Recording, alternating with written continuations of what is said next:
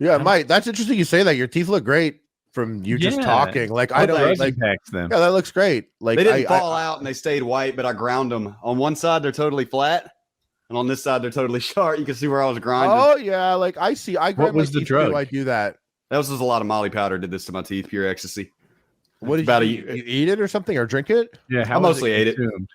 I mostly ate it. Then you're high on Molly? Oh, yeah. Then I'd be rolling balls. And I did that for like a solid year before I got locked up. And I never wanted to invest the $1 to go get a pacifier or some Jolly Ranchers that would have prevented this from happening. How like, so you would drink it or something like that? No, I would straight eat it, spoonfuls of it. So pause here. I want to understand what happened. Was it the actual like chewing on a Molly that did this to you, or being on Molly? Like, yeah, you grind your teeth when you're on it. It makes you. Have you done like a stimulant like that ever? Like something like that, Woody? Have you ever done anything like a drug like that? I don't think anything in that class. No. You've done you smoked weed. You never did coke? Adderall, perhaps. I haven't done coke. I haven't done Adderall. I've done medicinal, which is like a mild Adderall, prescribed from a doctor. I did ketamine, which is probably the coolest drug I've done. That doesn't make you grind your teeth. At least not my experience. How did you do ketamine? So the viewers heard about it a few weeks ago, but I don't give a fuck about them. This is why I'll tell it quickly. Mind Bloom. This is they're not a sponsor or anything, but I found an article about them. I went there and they're like a therapy thing. I was kind of going through it a little bit, like having depression, which I feel much better now if anyone cares. But so I went to Mind Bloom and I was like, my goal is to kind of find happiness. And they're like, yeah, that's what we do here. And they would teach you how to take ketamine and deliver it for you. So first they get your height and weight and your dose, and they take a little guess. They kind of guess lower so they don't fuck you up. And then the first time there's like a therapist, they go over what your goal is out of this trip, and you journal afterwards. They even send you like a blood pressure cuff, a journal, a blindfold, and set you up for success. They teach you how to take it, which I wouldn't have known. So that's an exact page out of mushrooms and how they'll guide you in a mushroom trip, which a lot of people do. Okay, sorry, continue. But like in like you could find mushroom places like that with the journal and everything. I didn't know that. I think ketamine is actually after mushrooms. Mushrooms is first in this conversation, and I think ketamine is a bit newer. I might be wrong. Or it might just be a Canadian thing, but mushrooms is out and ketamine is the next. That's interesting. I thought they were comparable. No, they are. Anyway, they are. I've heard, but I don't know. Okay. Sorry, continue. So they teach you how to take ketamine. Afterwards, I took it, and how did you take it? It was a powder? So it was a pill. There were like 4 of them. You put it under your tongue and you let them dissolve. And then you hold it there for 7 minutes. Now I would kind of cheat it and hold it for like 9 because you want that to hit. Gotta get that dope. You get a snitch on me, Odie? And then you spit it out. You're not supposed to swallow it because it can make you sick. And then what does it feel like? Well, I was under a weighted blanket and I felt like I was on sort of a warm, slippery slide, like a water slide type thing that was slow and casual and enjoyable. They have a soundtrack. This is Mind Bloom. They have this like binaural audio. I'd never listened to it, not on K. But in the K-hole, it was exactly kind of the mood to set. And then I would sit there and focus on the shit I was trying to figure out. Like, how do you fill Jackie's bucket? What should we do with Colin next? Things what to me are like my big issues. Right. Yeah. And when I'm on there... Do you know how many milligrams per pound of your body weight they gave you? Did they tell you the dose? I know that I started on 250 and moved to 400. So milligrams. Probably. Okay. Yeah. And when I'm in this K-hole, one, it's a really enjoyable sort of slide, and I would just go with whatever I felt was happening to me. Oh, am I sliding feet first down a dark, warm, happy water slide? Well, that's where we'll go. I'm not fighting it. I'm not controlling it. I'm just taking what I get. And then all the ideas and thoughts I had were not subject to the same sort of second guessing that you have. The judgment. Yeah, judgment. Like right now, if you were to like, you know what, maybe I should start this kind of business. Another part of you would immediately say, well, here are the pitfalls to going down that avenue. Maybe I should, maybe I shouldn't. When you're on K, every idea you have is a great one. And unrestricted. You've come up with your personal answer key. You journal it, and then you can, review those answers later. But at least at one point, you had full confidence. This is exactly what needed to happen next. And I came out and started feeling much better after the 6 sessions. I don't know if it's the K. Maybe I would have felt that way anyway. Time passes, feelings change. But it was a good experience for me. It was a perspective shift, if nothing else, So, you know? I had done it like casually, like friend thing, did it, and thought it was like another drug that exists in powdered form. Tell me about your setting. That's how I did it too. It was just like my buddy and my friends, and we're just like chilling, and it was a friend of mine. And Did you he was walk like, "Oh, I around got on it? Were you in a bed? Did you have music?" I'm in the basement of my house, Just chilling. and we're chilling, and and he was like, "Yeah, here, this thing," and I'm like, "Cool, let's put down a line." And we thought it was like another drug, and did the size of the line that you maybe would do if you were in Hollywood and enjoyed this drug. He's nailing it. Josh nailed it. So the first time I did it, yeah, like do it, and then it was like that, and I like was sitting there, and I did it, and I was like this, and like I could move. I could. I'm not going to because I don't want to, but I could move. And my fingers exactly where they are on the couch, and the grooves of this couch is so perfect. I don't even want to move it a millimeter. And my feet in my socks, in my shoes are perfect. I'm not moving. Everything is perfect. Locked I'm not in. moving. Locked in. Don't know how much time passed, but then finally the garage door opened, like behind us, like to my house, and Muscle's glasses actually. And Tyler came in, and they had hot dogs and French fries and stuff. And as soon as they came in, me and my other buddy were both like, "Oh my God, how long were we there? This is not, I literally need to eat. And I can't believe it. If you didn't come, I would have never left what was just happening." And then I didn't touch it. And I didn't Take touch it your for a long setting. time. Mine was, I had a similar type thing. I didn't move an inch, not a millimeter. I laid like this, like a Dracula in a coffin. I had a weighted blanket, a scented candle, and a blindfold and headphones on playing music. And I didn't move at all, although I had the sensations of moving. I That thought I was sounds sliding scary, around. bro. That sounds scary as fuck to me, honestly. Well, Okay, then- it's not your cup of tea, but it was mine. I would. And I so- mean, I would have tried it when I was doing stuff like that, but that I already know that's going to be some introspection that you got to be ready for. Wait, so I did it, and then like the next time I did it was like years later, and I did it a very small amount, and I heard it's like drunk like sober, and I was like drunk, but like you don't know you're drunk until like you get into a scenario like you're like I was out, so it's like a party drug now too. Like at this point, it's evolved to that, and I'm out, and it's like you don't realize how fucked up you are until like you get to a place where the lights are on and you're walking down the stairs. And as you're going down the stairs, that's when you realize your like motor functions are not exactly where they would be. They're kind of like you're drunk, except your head is clear, your mind is clear. And in fact, you're thinking quite a bit and you remember everything about the night. You don't forget everything. You don't forget anything. And you remember everything and you remember your interactions and you could talk to people. But your body is drunk. Yeah. But then the next time I had found this, basically the means of consuming it, which is like now like a really hot way to consume ketamine is case spray. It's like perfectly into like a nasal spray device. What? Mixed in, and every pump is like a perfect like 0.10 milligrams or 0.11 milligrams, and like usually just people just go and the thing about ketamine, which I learned, is it's not like cocaine. Ketamine stacks. Cocaine does not stack. As in like a buff. That. Well, you know, like buffs in like an RPG. You take this potion and you get 10% buff. Take it again. Does it stack? You're 20% buff. Take it a third time. Your defense is 30% buffed. Okay. Or does it not stack and you take it and it's a one-time 10% every time? So like you do coke, you are like buffed. You are on coke. Maximum. You're 100% on coke.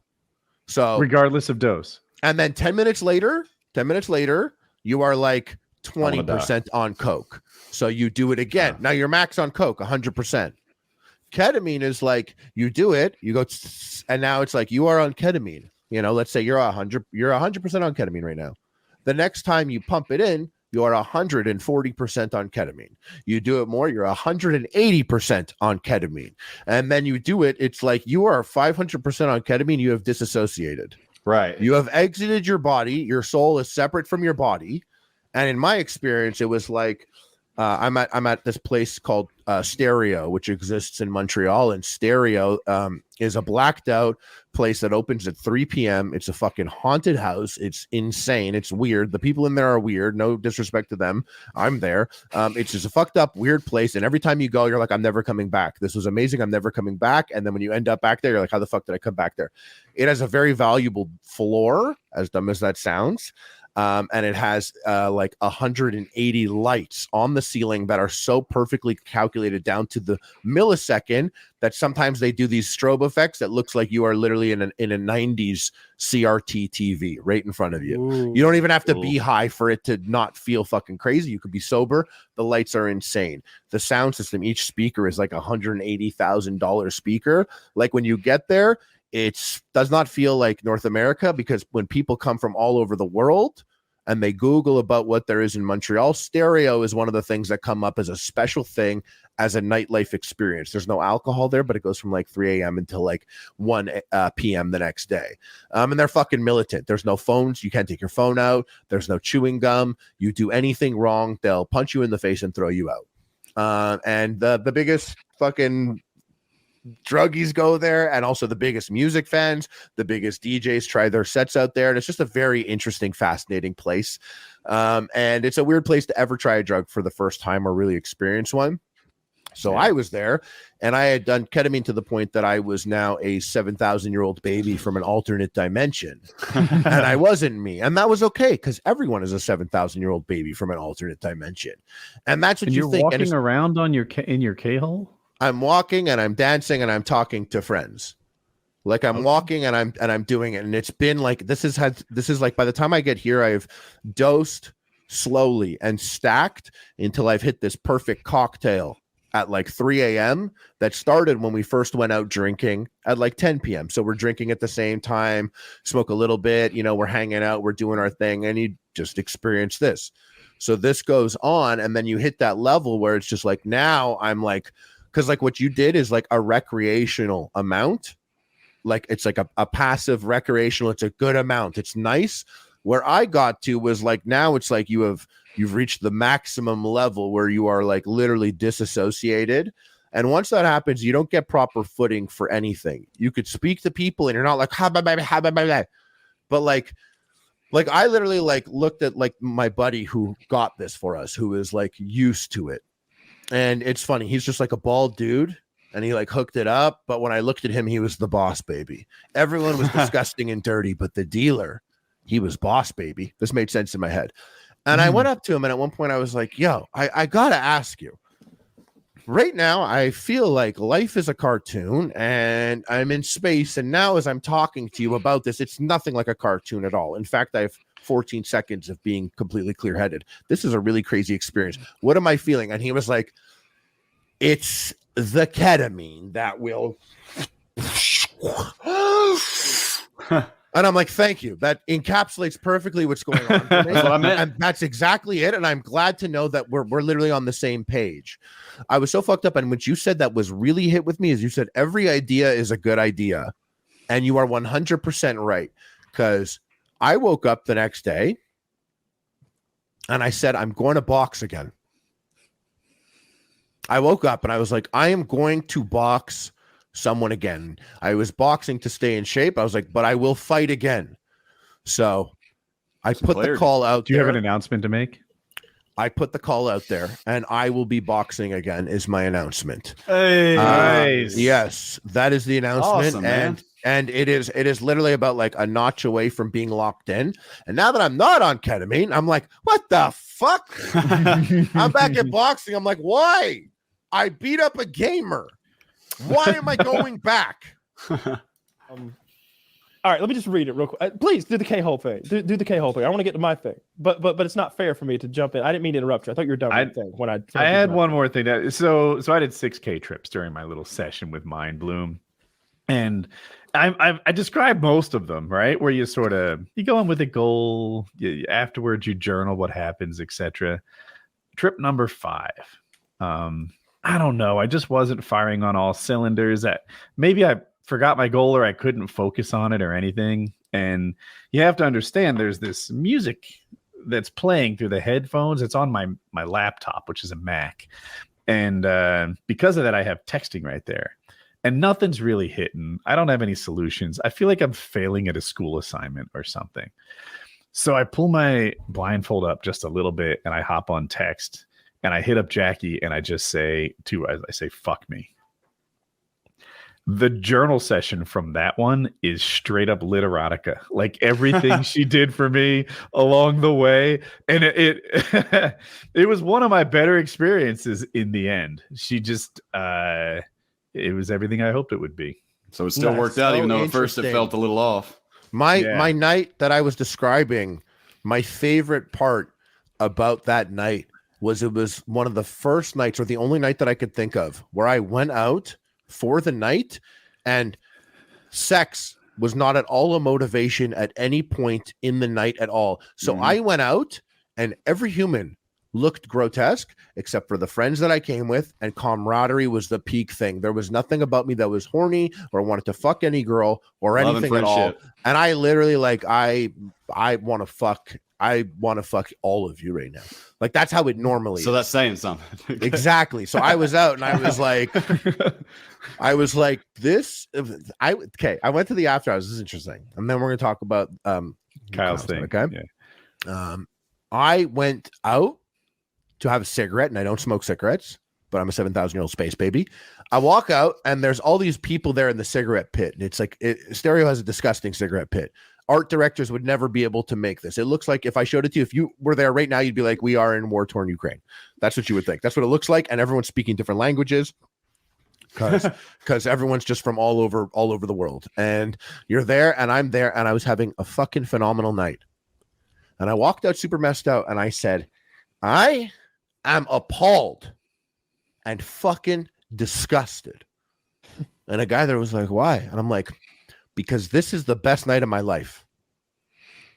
And he was like, I don't get you. And I was like, I'm disgusted and appalled because this is the best night of my life. He's like, you sound mad. I'm like, I'm not. I'm fucking happy. And it's disgusting. And I said that, and my friends didn't think sense of it, and I kind of had perfect sense in my head. When I woke up the next day, the thing that I was trying to say was that I can't believe throughout my entire life that this right now, this cigarette pit, smoking this cigarette, I don't like cigarettes. This is the best time of my life. This was the happiest I've ever been because of a fabricated, silly fucking spray that I bought for an amount of money, and my stupid fucking body and DNA got tricked into thinking this was the best thing ever. However, the clear-headedness of Kay was like, this is disgusting and ugly. I was dancing tonight. I don't like to dance, but I mean, my friends went out and we're dancing, and now we're smoking a cigarette, and I don't smoke a cigarette, and I am peak fucking happiness to the maximum.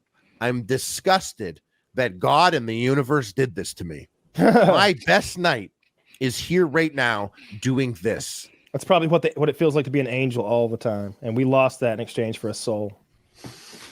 That's interesting. Rip off. Yeah, think about that one. What's that about? How did we get deep? I'm just Painkiller Already. I just got laid on. Told that to me on K, and I would have passed out. He would have fallen out. I have a short story about that if anyone's interested.